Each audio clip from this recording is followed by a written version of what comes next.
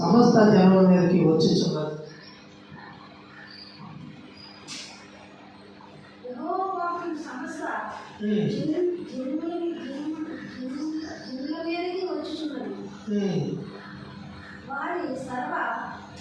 వారి సర్వ సైన్యం మీద ఆయన క్రోధము వచ్చుచున్నది.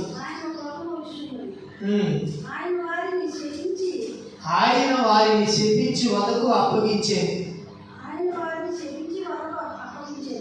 ప్రార్థన. పరిశుద్ధాత్మ మీకే వందనాలు, మీకే నమస్కారం. పాటల వాద్యాలు విన్నారు, వాక్యంలో మీరే మాట్లాడి వాక్యమే ఆధారం. నీకు ఏ ఆధారం కూడా లేదు, ఇదే ఆధారం. ఇదే నేను రక్షించి కాపాడి ఈ వాక్యాన్ని ఎవరైతే మేము అత్తుకుంటామో మమ్మల్ని కూడా కాపాడు. ఈ వాక్యం తినేగిరితే నాశనం అయిపోతాం. అలాగే చాలామంది నాశనం అయిపోయారు ఆనాటి కాలంలో. ఇప్పుడు కూడా అదే జరుగుతూ ఉంది. మీరే సహాయం చేయండి. క్రీస్తు నామములో వేడుకున్నాం తండ్రి, ఆమేన్. హల్లెలూయా. ఏమంటాడంటే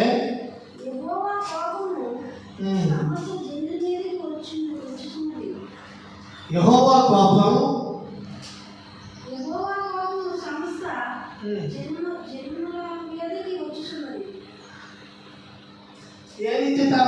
ఏ విత్తుతావో ఆ పంట కోసుకుంటావు. చాలు. ఇక్కడ ఎలా ఉంది?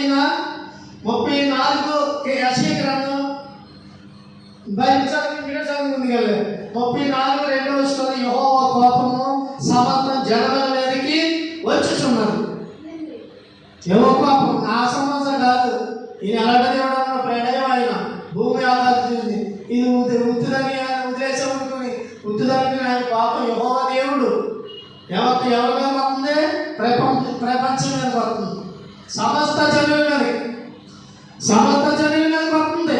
ఒకరి మీద ఆడేయాలని కాదు, నమ్మేలా నమ్మలేదని కాదు, సమస్త జనుల మీద. కానీ నాశం వచ్చేస్తున్నది. ఎందుకని వస్తుంది అది? ఎందుకని ఇలా వస్తుంది? సమస్త జనుల మీద వస్తుందని ఎందుకంటున్నారు? ఇది ఏముంది? ఈ వాక్యులు దేవుడిని నమ్మిపు ఎవరిలో అంత పాటింపు లేదు. నాకు అవసరం ఏముంది వాక్యం నమ్మాలని? ఇంత అవసరం ఏముంది వాక్యం మీద నడాలని? మాకు బ్రహ్మాండం జరిగిపోతుంది. నాకేంటి? ఈ వాక్యం ప్రవర్తించడం క్రైస్తవుల్లో కూడా లేదు. క్రైస్తవుల్లో కూడా ఈ వాక్యం నాకే అవసరం. ఎవడో కొట్టుకుంటాడు, అందులో పడే వాక్యం తీసుకుంటాడు, అందులో పడి నాకేందుకు వాక్యం నమ్మవలసిన పని? నేను మందిరాన్ని నమ్ముతాను. నేను మందిరానికి వాక్యం అంటా వాక్యం అలాగే నేను అలా చేయాలని ఎలా వచ్చేది చాలు, నాకంటే చాలు, నాకు అంత మంచిది. ఇక్కడ ఏమన్నాడంటే యెహోవా కోపము సమస్త జనుల మీదకు వచ్చుచున్నది. వారి సర్వ సైన్యం మీద ఆయన క్రోధము వచ్చుచున్నది. సర్వ సైన్యం. ప్రపంచం ఎలా ఉంది? ప్రపంచం సర్వ సైన్యం. ఇక్కడ ఏమన్నాడు? అక్కడే ఉండి యెహోవా కోపము సమస్త జనుల మీదకి వస్తుంది. సమస్త జనులు అని ఇక్కడ అన్నాడు. ఇక్కడ సర్వ సైన్యం అట. అన్న వచ్చి ఆయన క్రోధము. క్రోధం అంటే ఆయన ఉగ్రత, భయంకరమైన ఉగ్రత ఆయన వచ్చుచున్నది.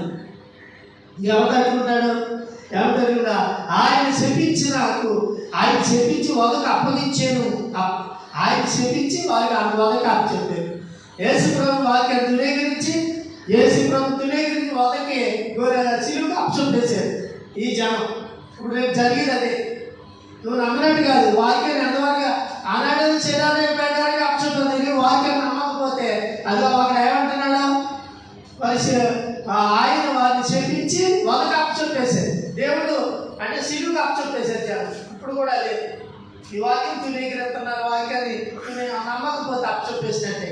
ఎందుకు వస్తున్నాడంటే ఈ వదకు ఆనాడు అప్పచెప్పేశారు. ఇప్పుడు అలా రావట్లా.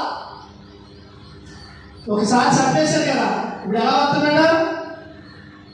తెలిసిపోతే దేవుడు పెట్టేవాళ్ళు, నీ పెట్టేవాళ్ళు, నువ్వు ఎవరు ఏ చెట్టు పట్టుకున్నా ఏ పంటలో పరిగెట్టినప్పుడు తెలుస్తుంది, ఆయన వచ్చినప్పుడు తెలుస్తుంది. నువ్వు దేవుడు పెట్టేవాడు, సాతాను పెట్టేవాడు తెలిసిపోతుంది. ఆయన అప్పచెప్పేశారు వదము. ఆయన వదకు అప్పచెప్పారు. సిలువకి వేసారు, బలియాగా కొట్టేశారు, చంపేశారు. ఇప్పుడు ఆ కొట్టేసినందుకు ఆయన వస్తున్నాడు. ఆయన అలా తప్పగా రావట్లా. ఈసారి ఎలా వస్తున్నాడంటే ఇంకా ఇంకా రక్తమడిగిలే అలా వస్తున్నాడు అక్కడ రక్తమడుగు. ఇంకా కింద చదువు.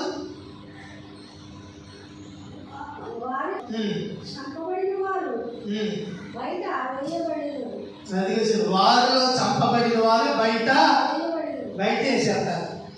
వచ్చేస్తా ఉంటారు. జనం ఏం చేస్తారా? చచ్చిపోతుంది నిలజడు పోగొట్టేస్తా ఉంటారు. దేవుడు వ్రతం ఉంది, చచ్చిపోతూ ఉంటారు. చంపబడి వాళ్ళు అందరూ ఏం చేస్తారో బయట వేసేస్తారు. బయట పోగొట్టబోదు ఏం చేస్తారో ఎక్కడ పెడతారో చంపబడి బయట వేయబడుదురు. వారి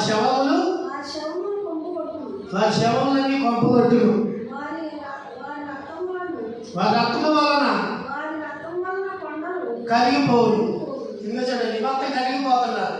రాజు ఎంత గొడవలించి కొట్టుకుంటున్నాడు. ఈయన ఎంత శ్రమలుగా పడుతున్నాడు. దేవుడు మాటలు మాత్రం సత్యం నమ్ముతలేదు. దేవుడు మాటలు నమ్ముతలే, వాక్యాన్ని నమ్ముతలేదు. వడ్డీ సాగిన నేత్రి వలన కప్పబడతారు. కానీ ప్రార్థన కూడా చేయదు, వదిలేసి ప్రార్థన చేయదు. ఈ శరీరం ఏమైపోతుంది? దేవుడికి ఇస్తలేదు, దేవుడు వాక్యానికి ఇస్తలా, దేవుడు ఉపదేశానికి ఇస్తలేదు. సొంతంగా దేవుడు పెంచుతానని దేవుడు చెప్తుంది. ఆ వాక్యానికి లోపడతలేదు, వాక్యానికి లోపడతాల. ఆ వాక్యానికి లోపడకుండా అది ఆయన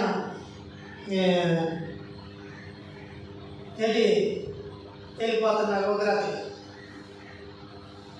చూసారా?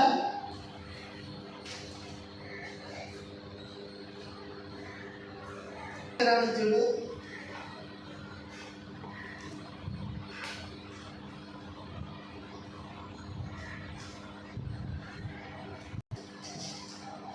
సామెతలు 1:10 నా కుమారుడా పాపులు నిన్ను ప్రేరేపింపగా